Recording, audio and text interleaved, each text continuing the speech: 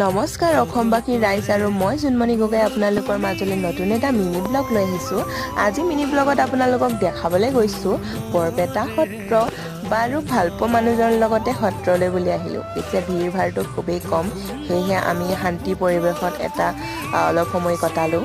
আৰু এয়া দেখিছেনে বাৰু সত্ৰখনো মই আপোনালোকক এবাৰ কৰি দিলোঁ। ৰ'দটো বহুত আছিলে কাৰণে আৰু ইমান ভিডিঅ' কৰিবলৈ বেয়া কাৰণেও ইমান নকৰিলোঁ বাৰু। নিজকে অকণমান ৰিলছ টাইপত ভিডিঅ' এটা বনালোঁ।